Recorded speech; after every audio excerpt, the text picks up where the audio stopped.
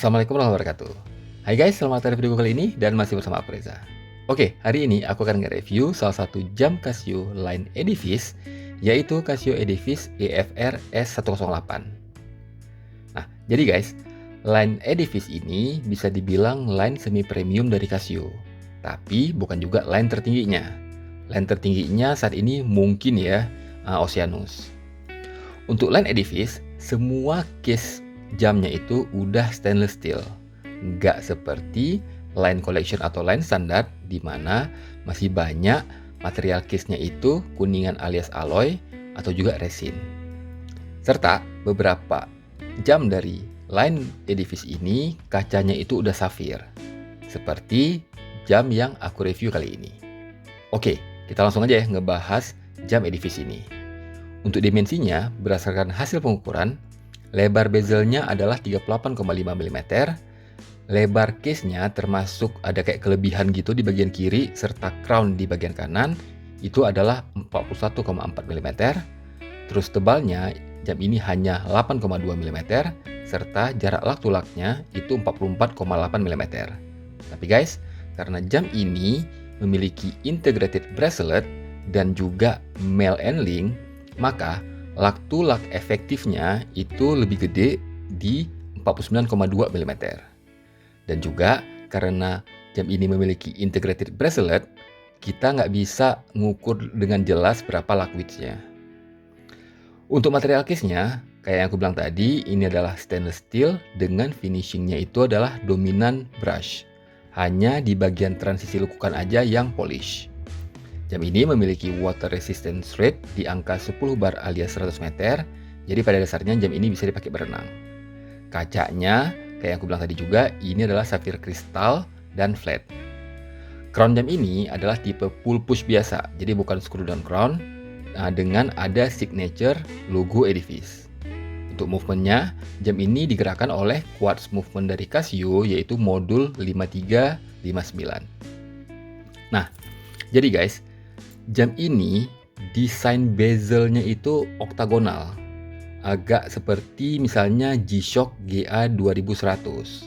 Makanya jam ini sering juga dibilang sebagai Casio juga kayak GA 2100. Nah, dialnya itu warna putih dan ada tekstur. Nggak tahu bakal kelihatan di layar atau enggak. Jadi ada ada tekstur vertikal gitu. Dan brush. Ini aku suka banget, beneran. Mungkin karena aku udah bosan juga ya kali sama jam yang berdial sunburst terus. Jadi sesekali ingin juga jam yang tekstur unik seperti ini. Karena aku juga banyak banget jam dengan dial sunburst. Jadi jam ini kayak kasih aura yang berbeda di koleksi aku. Di bagian bezel serta di bagian case bagian atasnya ini juga brushnya vertikal gitu. Mungkin nggak begitu terlihat di layar, tapi kalau misalnya lihat langsung itu jelas banget.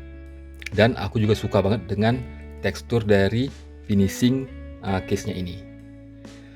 Jam ini di dekat jam 3 itu ada komplikasi tanggal, agak kecil memang, tapi aku juga jarang lihat tanggal di jam. Untuk hour markernya, jam ini memiliki applied button indices. Jadi bukan printed dan menurut aku ini bagus banget. Nah, kombinasi warna putih di tengah dengan frame-nya itu warna silver dan frame-nya itu metal. Jarum jam dan jarum menitnya juga sama, mirip dengan button indicesnya. Loom-nya jam ini juga bagus. Ini fotonya, foto loom-nya. Nah, banyak jam Edifice yang aku lihat itu loom-nya hanya di jarum jam atau jarum menit aja. Tapi jam ini sampai ke indicesnya pun ada loom-nya. Terus kayak aku bilang tadi, jam ini braceletnya integrated. Nah gini, makanya tadi aku bilang lebih panjang efektifnya. Kita nggak bisa ukur lak-to-lak doang, tapi tambahan akibat mail and link ini juga harus kita ukur. Ini yang membuat lak-to-lak efektif yang aku listkan tadi. Bracelet ini di bagian dekat sini, dekat case-nya itu lebarnya 22,5 dan taper ke 18 mm di dekat clasp sini. Terus karena jam ini bracelet integrated ke case, jadi pada dasarnya kita nggak bisa ganti-ganti strap. itu harus diingat juga. Nah, bracelet ini kalau sekilas kita lihat seperti solid link ya, tapi sebenarnya ini adalah hollow link. Nah, makanya mungkin agak sedikit berisik nih. Lebih berisik ketimbang solid link. Terus di clasp-nya itu ada 3 micro adjustment yang memudahkan kita apabila tangan kita tuh berubah ya ukurannya. Kadang-kadang kan agak gendutan atau kurusan, jadi kita tinggal nyesuaiin di 3 micro adjustment ini. Aku bisa bilang jam ini sangat well built, apalagi untuk harganya. Aku kaget ketika aku terima jam ini. Terus dimensinya juga sangat versatile juga ke berbagai ukuran pergelangan tangan. Ini sebagai contoh di tanganku yang memiliki lingkar 17 cm. Yang paling oke kalau menurut aku adalah tampilan serta desainnya dari jam ini. Beneran. Terlihat jauh lebih mahal dari harganya. Ini sebenarnya kayak khas Casio loh. Jadi guys, aku udah punya lumayan banyak ya jam jam otomatis, sampai ada juga yang Swiss made. Walau nggak ada ya luxury brand karena aku pada dasarnya pecinta affordable watch. Nah, setelah aku beli jam ini Warendo, aku kayak CLBK gitu dengan jam-jam quartz. Karena mungkin juga karena udah jenuh kali ya sama jam otomatis. Dan juga gimana ya, Casio ini memberikan value for money itu tinggi banget. Ini gila banget lah. Pokoknya apabila kita bandingkan dengan harga yang kita bayarkan. Harganya juga masih terjangkau. Aku bisa bilang we can't go wrong with Casio. Jadi nggak mungkin salah ketika kita beli Casio. Oh ya, di Eropa sini ada juga varian warna hitam. Aku nggak tahu ya, jujur aja ada lain nggak variannya, karena di Eropa sini aku cuma lihat varian warna putih dan warna hitam. Aku pilih warna putih karena yang pertama menurut aku lebih cakep vertical brushnya itu, dan yang kedua alasannya adalah karena aku udah kebanyakan banget jam dengan dial warna hitam. Terus kalau misalnya kalian menganggapnya ini jamnya agak kecil, misalnya tangan kalian lebih gede, dan juga misalnya kalian suka krono, nah ini ada juga ukurannya kelihatan ya lebih gede. Nah ini jam ini varian lain yaitu EFB 680. Nah ntar aku bakal bikin juga reviewnya. Ini adalah krono dan lebih gede. Ini kalau misalnya di tangan aku kelihatan ya lebih gede. Oke guys, ini aku udah nanya pendapat istri aku terkait jam Casio EFR S108 ini.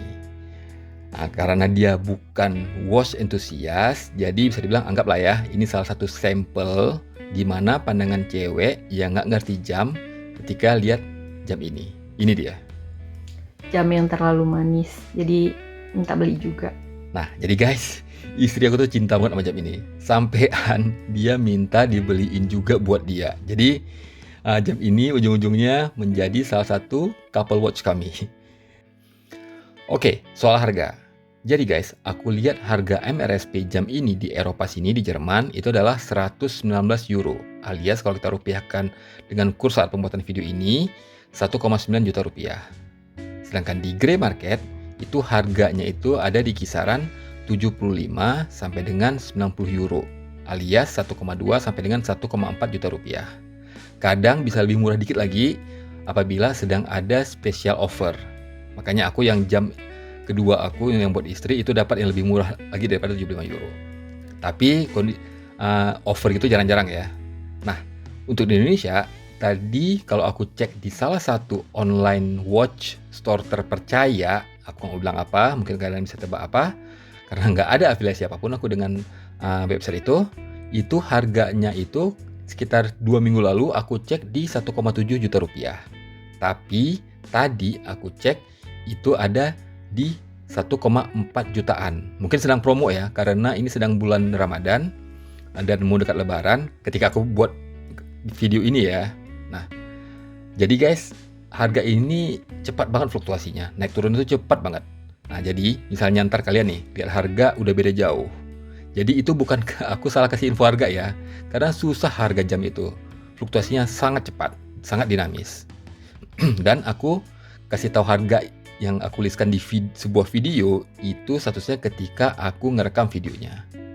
Bukan ketika dipublish, yang mana dipublish kadang-kadang bisa beberapa minggu kemudian.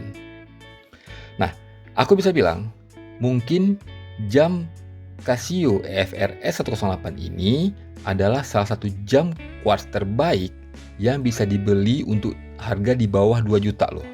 Biarpun malah sekarang harganya di bawah 1,5, tapi mungkin ntar bakal naik lagi. Jadi stylenya itu masuk aja, baik ke formal maupun ke sporty. Jadi jamnya all around. Kalian pakai ketika batikan oke, kalian pakai ketika pergi ke pantai juga oke, ketika jalan-jalan sore juga oke. Nah, untuk case-nya terutama, jam ini level finishing itu super banget dah. Kerasa banget well made-nya. Jadi ketika nggak bakal terlihat jam murahan. Mungkin hanya bracelet-nya karena agak sedikit bunyi. Kalau kalian misalnya pakai yang longgar itu bakal bunyi ketimbang kalau misalnya kalian pakai jamnya itu agak sedikit ketat ya. Tapi kalau longgar itu bakal sedikit kerincing-kerincing. Tapi kalau ketat nggak. Dialnya juga menurut aku itu wow banget. Terus Casio ini kita nggak perlu raguin lagi lah. Nggak kayak merek-merek Cina yang mana kita nggak tahu tuh gimana servisnya ketika after sale-nya. Maka dari itu, aku dengan mempertimbangkan harga, terus spek, look-nya gimana, finishing-nya dan sebagainya macam, aku bisa ngasih value for money jam ini excellent. Simply excellent. Kayak yang aku bilang tadi, we can't go wrong with Casio. Oke guys, jadi ini reviewku untuk jam Casio Edifice EFR S108. Semoga bisa membantu apabila ada dari kalian yang berniat membeli jam ini. Silahkan tinggalkan komen kalau ada yang nggak jelas. Terus jangan lupa subscribe buat yang belum, serta nantikan video-video aku selanjutnya. Stay safe and healthy. Aku akhiri. Wassalamualaikum warahmatullahi wabarakatuh.